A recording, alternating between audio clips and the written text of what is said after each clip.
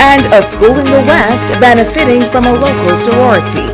The Bahamas Tonight Northern Edition starts now. This is the Bahamas Tonight, the Northern Edition. Good evening, all. I'm Shashina Roll. As always, it is so great to have you with us. Topping the news this evening, Grand Bahama is benefiting from additional cruise business. Several vessels have already been diverted from destinations in the Eastern Caribbean that were devastated by Hurricanes Irma and Maria. The first vessel arrived today, and tourism partners have come together to provide an unforgettable experience for each visitor.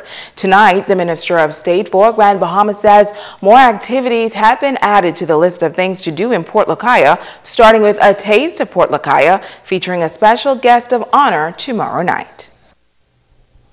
A Taste of Port Lucaya has been dubbed a smashing success.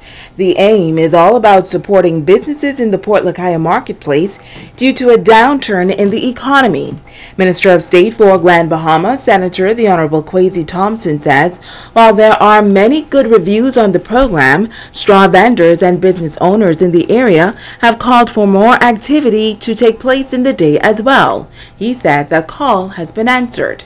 And as a result of the Hurricane Irma, there have been a number of cruise ships who have decided that they will take port here in Grand Bahama. So starting today, Thursday the 21st, the Enchantment of the Seas will be docked here in Grand Bahama. There's also another scheduled visit of the Enchantment of the Seas to be docked in Grand Bahama on the 28th, which is next week. And there's also scheduled the Majesty of the Seas, which is scheduled to come on the 30th of this month. He says these are unscheduled calls that has come as a result of Hurricane Irma, and Grand Bahama is poised to take full advantage to help spur some economic activity. Sheena Miller, Entertainment and Marketing Manager at Port Lucaya, shared the lineup for Thursday. It is obviously unfortunate because of the damages that have been experienced in the other Caribbean countries, and that has caused the ships to have to come and change port. But while these ships are here, we wish to take advantage of these ships while they're here. Therefore, we have decided to extend a Taste for Port Lucaya during the day. And so actually beginning today, there were activities in the Port Lucaya marketplace specifically to drive businesses and to drive activity to the Port Lucaya marketplace during the day. This morning we would have started off with Edward Mango Meadows. He would have been on until about 10:45. We left Wilfred Solomon on the stage. We have a coconut demonstration, conch demonstration, limbo and fire dance, and of course Wilfred Solomon again. But he says this coming Friday, September 22nd, a special guest of honor will be in attendance at the Taste of Port Lucaya event. With us, the Prime Minister, Dr. Hubert Minnis, and he's going to be enjoying and also supporting these businesses as well. This is going to be and promises to be a night full of fun, a night full of culture, a night full of enjoyment, but more importantly, it should be a night in which we can drive economic activity to assist those businesses in the Port Lucaya marketplace. Thank you very much. In other news, the Grand Bahama Port Authority partnering with Alternate Dispute Resolution Bahamas to host a seminar focusing on alternate ways to resolve conflict outside of the traditional court system. This form of conflict resolution offers a number of benefits. Megan Shepard has the details. Senior Manager of Group Corporate Affairs in the Grand Bahama Port Authority, Kimberly Miller, says that the GBPA is pleased to partner with ADR Bahamas as they value the goal of solving conflicts amicably. Grand Bahama Port Authority Group of Companies is very pleased to be able to give the support today to Alternative Dispute Resolution Bahamas because they believe in mediation and arbitration to handle their resolutions within closed doors, to keep their matters private. Court systems don't offer that, but the most important thing is after the resolves have happened, that both parties can still be friends. And that's exactly what we need as we continue to grow the population of Grand Bahama Island. So we're pleased to be on board. President and founder of Alternate Dispute Resolution Bahamas, Carol Lashley, says that the company was founded in 2015 to make the public aware of alternate dispute resolution options. They also provided training as well as arbitration and mediation services. She says that handling disputes outside of the court system is a growing process. Dispute resolution outside of the court system is a process that, generally speaking, has been growing in every jurisdiction. We have talked about growing that form of that process in the Bahamas, but we haven't really done very much about it. Since the Act of 2009, however, quite a few people have been trained as mediators and arbitrators, and to that end, when we have enough people trained, we hope that there will be some move toward the public at large being aware of what the benefits are and using those processes. Arbitrator and guest speaker Steve Sir-Tillman says that it was a pleasure to be invited to speak to the lawyers and business community on Grand Bahama. He shared a number of benefits of seeking alternative dispute resolution services. Arbitration is much quicker than bringing a case to court.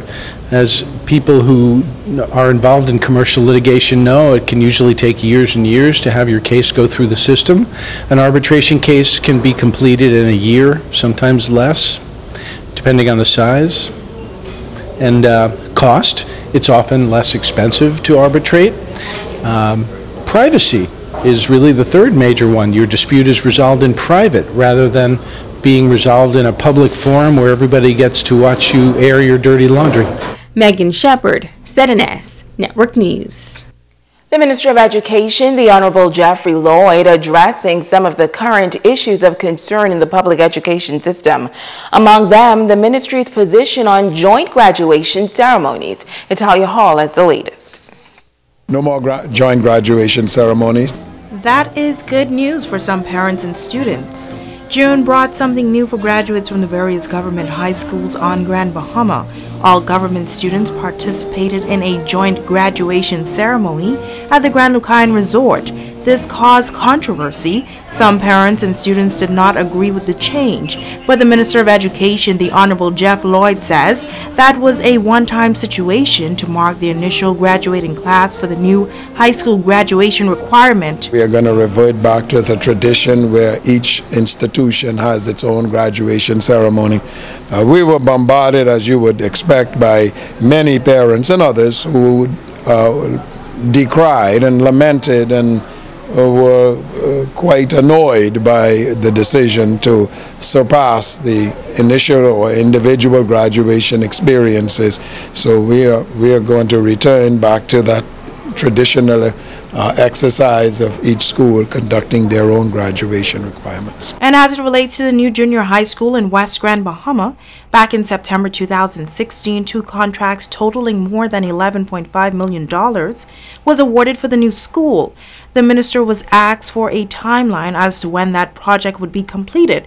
He says he will not submit 2 timelines. It is for this reason. Our situation in this country is very fluid.